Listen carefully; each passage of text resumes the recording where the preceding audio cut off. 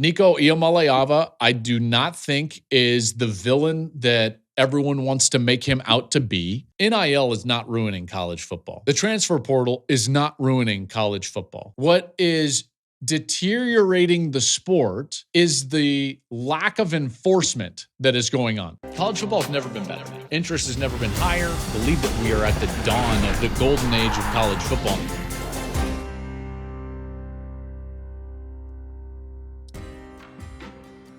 Hey, welcome into the program. This is Joel Klatt Show. I am Joel Klatt. This show, as always, is brought to you by Hampton by Hilton. We thank them for their support, as always. Hey, appreciate you joining us here. And by the way, we've got now a show and a topic that's just all college football. So let's put the draft aside for a moment, and we got to dive into some college football topics before we get back into the draft here later this week and into next week before I head out to Green Bay. Now, before we do that, and before I get into this Tennessee issue and Nico Iamaleava issue, I'm going to talk at length about it. But first, make sure you go subscribe on the YouTube channel. You can hit the notification button. Make sure that you know exactly when any of our content is dropping. You'll be there. You can leave a comment as well. You can get down in there, and I'll try to join in some of those conversations. Follow us wherever you like the social media. We're there all over the place. At Joel Klatt Show is where you can find us, and all of our content lives there in shorter little snippets. And our staff does a wonderful job. You guys do an incredible job.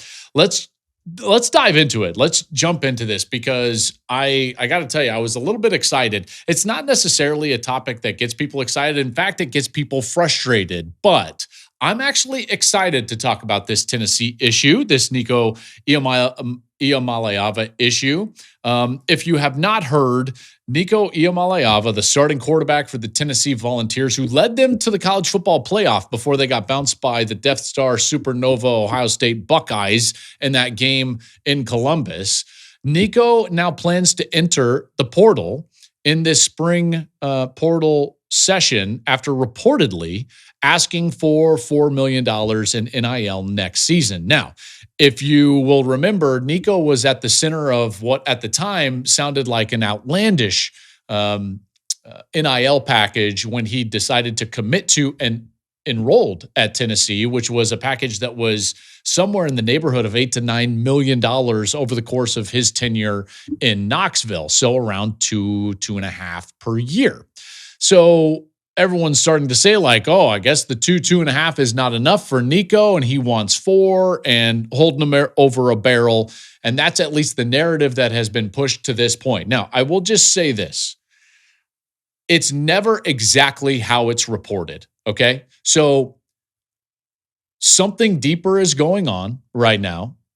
Nico Iamaleava, I do not think is the villain that everyone wants to make him out to be. I believe that there are other factors at play other than just the reported request for an extra couple of $1 million in NIL. Okay. That being said, though, that's kind of the information that is out there. And so it begins a much larger conversation about the era that we're in college football. And a lot of people have gone immediately to this disgust button and this idea like, oh, it's broken, and oh man, this sucks, and oh, it's ruined, and all of these types of emotions, these negative emotions about this circumstance.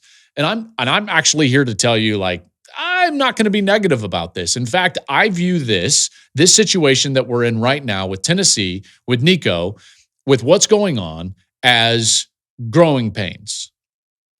I think that these are growing pains. That doesn't mean that they don't hurt. And it doesn't mean that it's unpleasant or not unpleasant. It just means that you're going to have to go through some of this pain in order to get to a different place. And in this case, I'm talking about college football writ large here, overarching from a global perspective. I believe that college football is going to have to go through some of these growing pains. Tennessee is going to have to go through some of these growing pains in order to be in a better spot moving forward. Okay, so that's kind of the overarching umbrella that I wanted to lay over this discussion before I get into all of these points. And I think that you hear it in my voice. I really enjoy talking about things like this. Others don't. And that's fine. That's fine. They believe that this is the end of college football. I believe that it is the beginning of college football. It is a birth. into a place where we're at the dawn of the golden age of college football, which you've heard me say time and time again. So these growing pains, what's going on with these growing pains? How can we get over them? What's going on in this specific situation? I'll try to get to all of those things right now. Okay. So first things first, this is not a surprise. In fact, the only thing that's surprising about this situation is that it took this long to get to this point. Because let's start with this. The majority of players transferring in the spring window, the overwhelming majority, are in an NIL dispute or chasing an NIL bag, okay? The other section of players that are transferring in the spring transfer portal window just lost a playing competition, a starting competition, a playing time competition. Because as Nick Saban told us on his way out the door, players are concerned with two things, and really only two things, and they relate: their value and how much money they're making. And their value is tied to how much they play. So if you remember Nick Saban's quote when he kind of left the building, if you will, he said, maybe 70 or 80% of the players you talk to, all they want to know is two things. What assurances do I have that I'm going to play, and how much are you going to pay me? And again, they're in that order because they are tied. In order to make money, you've got to play. In order to play, you've got to have assurances that you will play. So really, there's only two reasons that you're transferring in the spring portal window. You just lost a battle, which is going to limit your playing time, which is going to limit your value, or you feel like you've exceeded your value and you're going to go out and get that value on, quote, the open market. Okay, so that's where we're at right now. And what's unique about this is that a team finally said no. Okay, so this has been going on. There have been players that have gone back in to schools and said, hey, listen, I think that I deserve more money, or there's been some dispute about their NIL. And in this case, Josh Heupel said no. And he said that when addressing this situation. There's no player that's bigger than the power T, and that includes me. Today, you got to see 110 guys that ran out and competed their butts off, that give their all for Tennessee and do it the right way. Okay, now he's got to say that. And in this case, they held their ground. It's not the first time that a school has held their ground. It's just the first time that you've heard about it, because it's the first time that the player then also held his ground. This is just the first time that it's come to a head. This is not a unique situation in that a player in the spring portal window, even a star player, and I'm telling you at some prominent programs that have gone in and said, listen, I want more money. And then the school says no. And then the player says, okay, I'll stay here. It's just the first time that both of them drew a line in the sand and then held themselves to those lines. And I'm kind of proud of Tennessee in this case. And you know what? If you're Nico, this is totally within his rights. Now, again, I have heard that it wasn't just about money. Now, that's the story that's going to be pushed, and largely it's going to be the story that lands, because Nico himself is just a one-man band in this story, whereas the entire apparatus of Tennessee, the entire apparatus of what they do from a communication standpoint, from a fan standpoint, is going to be against this one individual, where now he doesn't even have a team, at least at the time that I'm taping this, and this is Sunday night after the Masters. So this is going to land, and it's going to be a story that is driven by this narrative that Nico was greedy, he wanted more money, Tennessee is the heroes in the story, and they said no, and we're just going to go from here. When in actuality, this is totally within Nico's rights because there are no rules. And he held his ground as well, which tells you that it's not just about money, that there's more at play. Now, if we just move on from here, what does this tell you about the entire situation that we're in? Okay, and this doesn't even really have to do with specifically Tennessee or specifically Nico Iamaleava. We are in a situation where there's a complete void in terms of the enforcement of rules, okay? Largely because the NCAA is completely inept, and egregiously absurd in terms of the brutal nature with which they've governed our sport. They have totally failed.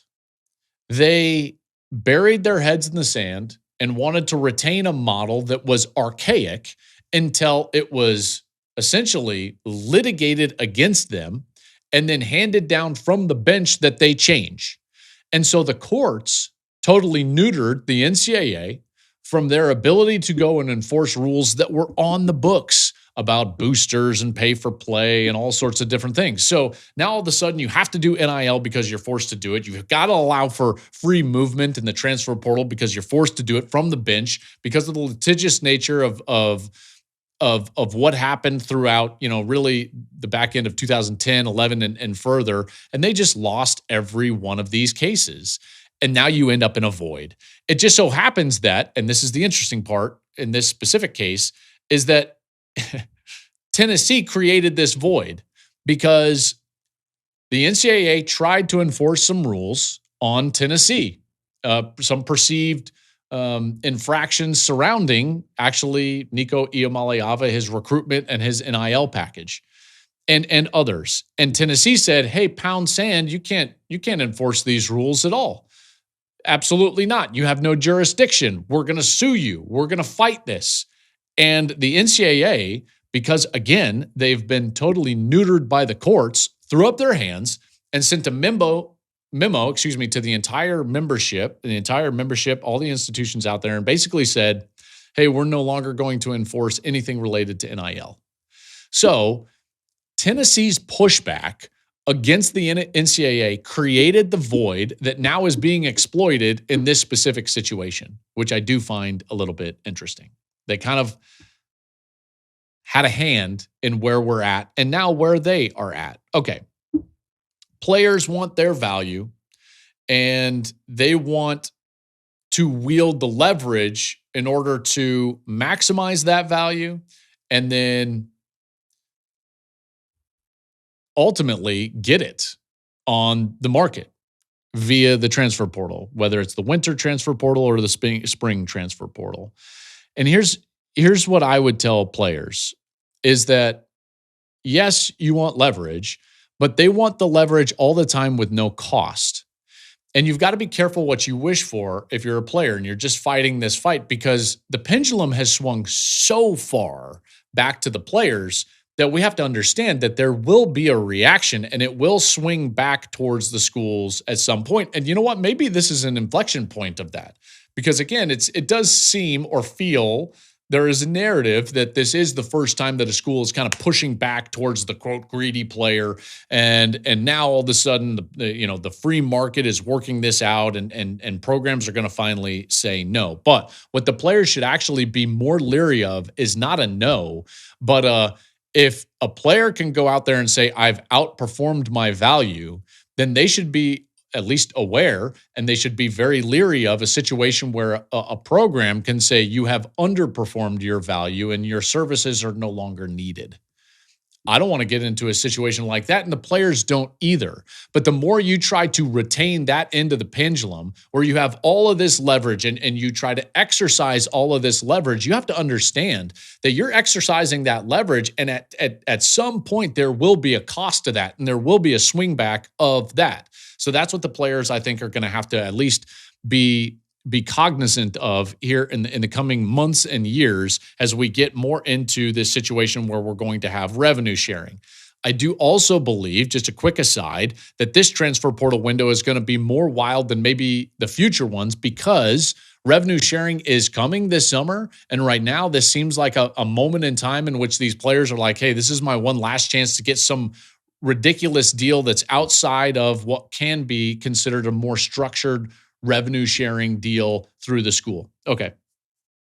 So there's this idea that the programs are taking back the power. The pendulum might be swinging back towards the school and the program rather than where it's been sitting over the last couple of years, which is clearly in the player's side.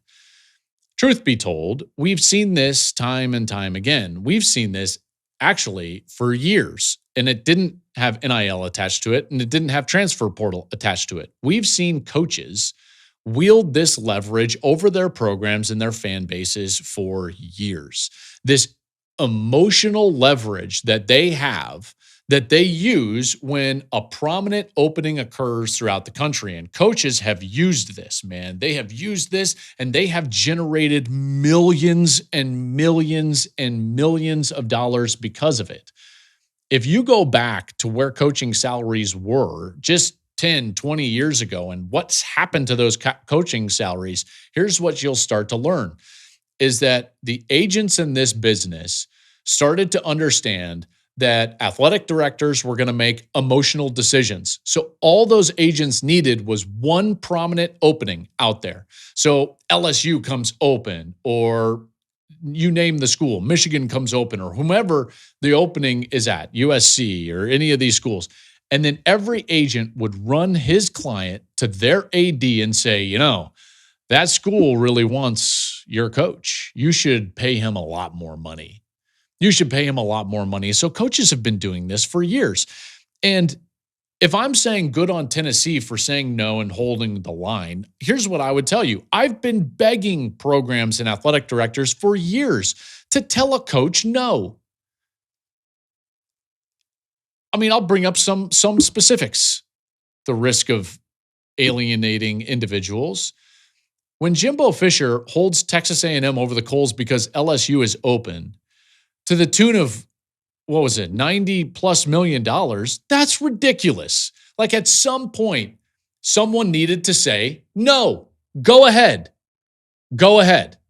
This happened with Mel Tucker at Michigan State. And listen, there's countless other guys. And you got to give credit to Tennessee in this case, because they at least held the line. I've been asking teams or I should say programs and athletic departments and athletic directors, I've been begging, hold the line. Tell a coach pound sand. Go ahead. Go negotiate. Go try to get a better deal.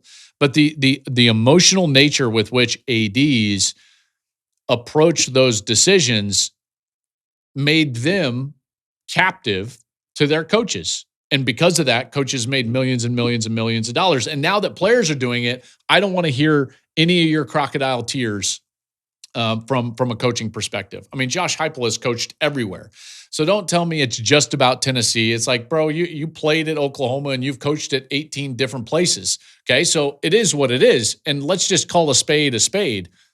Loyalty is not what it used to be, which is fine to a point, as long as we're not creating this false narrative that one side is always loyal and another side always isn't, because that's not the case. That's just not the case. What is the case is that the formation and the construction of these athletic departments is going to have to start to change. It can't just be athletic directors making decisions and choices and valuations of their head coach. It has to be also a GM. It's got to be that same GM and maybe a personnel department that is making evaluations and valuations of players. And I think both of those things have to be accurate. You've got to understand what a player can do for you and what that value is to your program, so that when the player comes to you, you can draw a line and say, I'm sorry, we're not going to go there. We're not going to go there, because a coach could make an emotional decision, and an AD could make an emotional decision. But when you start to get these personnel departments, now you can run more efficiently. And maybe this is the start of this. This is the start of this. And this is the way forward. Again, growing pains to get to a place where every program can operate, I think, cleaner and in a better fashion. And then maybe we can get to a point where the structure of college football is not operating in a void of enforcement. NIL is not ruining college football. The transfer portal is not ruining college football. That's absurd. And it's a lazy argument if you're using that. What is deteriorating the sport is the lack of enforcement that is going on. It is the void in enforcement going on. It's the fact that the NCAA has not upheld their end of the bargain. And really, folks, I hate to be this simplistic about it, but there's really a simple answer towards this. A mutually agreed upon set of rules between all the parties at play that then is enforced. I know that sounds wild. I know that sounds, I mean, wait a second, Joel. You mean to tell me it's that simple? Yes, it's that simple. It really is. Now, the answer is simple. The construction of how that happens is what's going to be difficult. Getting to those mutually agreed upon rules is difficult. Why? Because in intercollegiate athletics, there's way too many cooks in the kitchen. There's way too many people with a say. You've got chancellors with a say and presidents with a say and commissioners with a say and so many different people in the room talking about all of these different things. And it's really difficult. And you used to have Mark and Mert and the mountain of people at the NCAA that they got to hire off the billions of dollars that they got from their television rights deal through March Madness.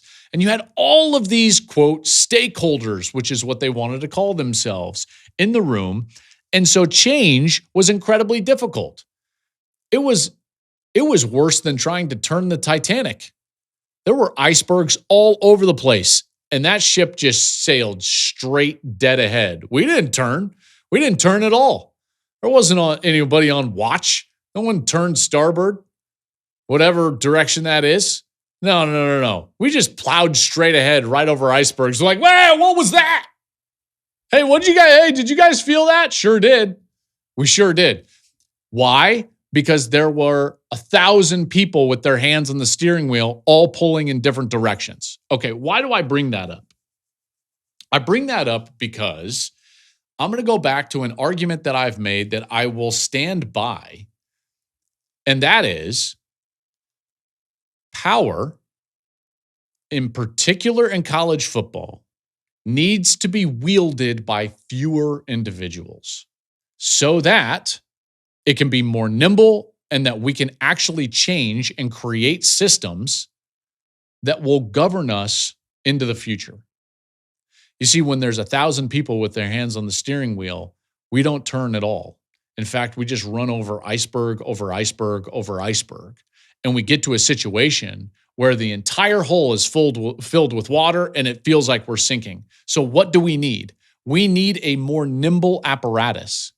We have to create a system where there's fewer people that actually have power so that that power can move us in directions that's beneficial for everybody. And I think that can happen. And I think that the instance that we have with Tennessee, with Nico Iamaleava, the more things like this that happen, the more that the powers that be and the fewer people that really should be in power, they're going to look at this and be like, this is not good for our sport. Let's create a different type of system. Maybe it will allow Congress to finally look at this and be like, okay, we need to put an umbrella over college football so that they can move forward with some set of rules that allow them to govern themselves. And this is why I've argued that, the SEC and the Big Ten actually garnering more power is actually better for the health of college football moving forward, because the old system was not working. And you could say, hey, Joel, you're full of it, and you can scream and you can yell and you can shout. But I do know this, the old system was not working, and it had no solutions whatsoever. The old system threw a white flag in the air and said, we will no longer enforce any rule as it relates to the NIL dealings that your institution has with players. That's the old system, and the old system sucks. And we need something different. There does need to be a mutually agreed upon set of rules that we can move forward with that is enforced. And in order to do that, we need fewer people making decisions, and we need fewer people in power. So the SEC and the Big Ten garnering more power is actually a good thing. It makes the sport more nimble because what they agree upon becomes what the sport agrees upon. So now it's not 1,000 people with their hands on the steering wheel. It's really more like 10. And I'm going to take my chances getting 10 people to agree on turning the ship in one direction versus 1,000. I hope you stayed with me for that entire analogy, but that's really where we're at. That's really where we're at. So you can yell and scream, and you can call Nico Iamaleava greedy. You can say that NIL is breaking or ruining college football. You can say that the transfer portal is ruining college football, but it's not. None of those things are actually true. There's much more at play, as there always is. And I believe that instances like this will move us forward into a system that has better guardrails and has better rules so that movement is restricted for players, and yet they can go and get their complete value as it relates to their value as a player or their name, image, and likeness off the field. All of those things can still happen and will happen and will happen. And at that point, I think teams, players, programs, fans, all of us will be in a much better place. Quickly, before I actually get out of here, I did want to just say I'm wearing my Masters hat. So, as you know, I love golf. Love golf. I actually just started a golf YouTube channel. It's called 3 and 2 Golf. I'm doing it with Shane Bacon, having an amazing time. We're going around playing different clubs, club champions. They're champions of their clubs, and we're just playing them in 2v2 matches. It's really a cool deal. But that Masters was some of the best television that I've, as a sports fan, seen in a long time. And as a golf fan, that's some of the most riveting golf television that I've seen since Tiger Woods in 2019 go and win the Masters. I remember they had the rain coming in the afternoon, so they played an early morning round in 2019. And so I woke up my kids in order for them to see the history of Tiger Woods win the Masters tournament. And I did not a similar thing because I didn't have to wake them up early, but I wanted my kids around me, my sons, Henry, Sam, and Theo. Henry's 13. Sam just turned 11. Happy birthday, buddy. I love you. And Theo is 8. And I wanted them around me to watch Rory McIlroy win a career Grand Slam. Like, that doesn't happen. 6th guy in history to win the career Grand Slam. That was riveting television. That was, oh my gosh. And the roller coaster ride of that entire round. If you're like me and you love golf and you know you sit there and Rory McIlroy has a 2-shot lead and he opens up with a double bogey with his history of what happened last year at Pinehurst, and I'm thinking to myself, oh my gosh, he's gonna choke. This isn't going to go well at all. And then he's able to bounce back after he loses the lead. And then he goes on a run. And then he dunks it in the water on 13. I'm like, oh my gosh, this is incredible. It was such a roller coaster ride. It was an emotional watch the entire day. You're just kind of pulling this guy to the finish line. That was incredible. That was incredible. A few thoughts on this. One is, I do have to say, doesn't it make us all appreciate, or it should make us all appreciate, Tiger Woods a little bit more? He never did that to us. I can't remember. I mean, like, the guy was rock solid. You know, Rory is hitting gap wedges into the into the creek on the 13th hole, and which is bananas. He's bogeying the 18th in order to go to the playoff. I know Tiger bogeyed the 18th to go to a playoff with Chris DeMarco in 2005, but like, man, Tiger was so consistent and he hit the right shot all the time. And Rory was taking us on this emotional roller coaster, and then he goes down to his knees after he wins it, and the outpouring of emotion. That was some pretty incredible stuff, I've got to say. Like I said, I'm a sports fan first and foremost. I really do love golf, and I know a lot of you love golf as well. But Rory winning that tournament, like, that was really special to watch. When you're watching something that has only happened 6 times in history, that's really cool. I don't care if some people don't like Rory McIlroy, or if they do like Rory, whatever. History is history. And so witnessing that was incredible. And then I was, watching some of the post-round coverage, and then I heard this stat that he made 30 threes. He wrote a 3 on his scorecard 30 times during the course of a 72-hole event. He also made a couple of 7s, a couple of 6s. I tell you, man, it was just wildly inconsistent. First player ever with 4 double bogeys and still win the tournament. That was some incredible stuff. And I will say, like, isn't it something, and it doesn't matter the sporting event, it really doesn't, but isn't it something when you know you're watching something special, when you know you're watching history. I've gotten this. I get this all the time. When you watch the Olympics, I remember watching Messi win the World Cup, like things like that. It's just like, oh my gosh, that's incredible. That is incredible stuff. I used to feel like that watching Michael Jordan. You just knew, in the back of your mind, like I'm watching something that's incredibly special. And I will tell you, if you're my age, I'm 43 years old. I mean, just think of how lucky we are. If you're anywhere near my age, think about how lucky we are. First, I grew up in Denver. I got to watch and root for my favorite athlete of all time, John Elway. John Elway is one of the best quarterbacks in the history of the sport. We also got to watch like the first real superstar, dynamic, quarterback-driven team, Joe Montana, like the first real GOAT. So we get to see that. Right? We're right on the tail end of Muhammad Ali, but we got to see Mike Tyson in his prime. We got to see Michael Jordan in his prime.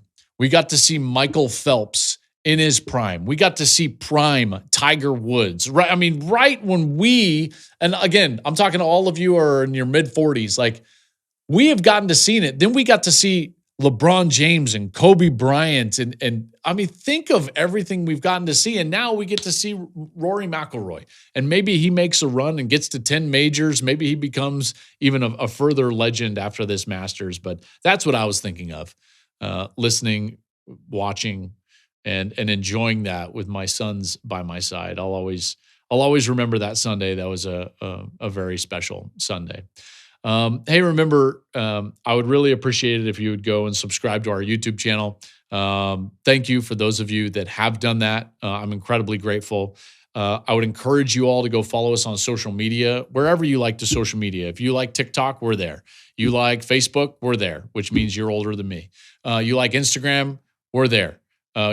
You like YouTube, X, we're there at Joel Klatt Show. So go out there and follow us. Coming up later this week, I have a great conversation about the draft with the best draft analyst doing it, Daniel Jeremiah. He's going to join the Joel Klatt Show. We're going to go over all things NFL draft in that episode. I will have my final mock draft up a week from Monday. And so that'll be live going into the week of the draft as I head to Green Bay and work the 2025 NFL draft. I appreciate you guys being a part of this show. It was fun to talk college football, even if it's about a subject that maybe some of you hate. I hope that now you think of NIL and you think of the transfer portal in just a little bit different light. Because remember, it's not always as it seems. And there's always going to be light at the end of the tunnel. We are headed to an era where this is going to get worked out, and this is going to be incredible. That being said, have a wonderful night, and we'll see you later in the week.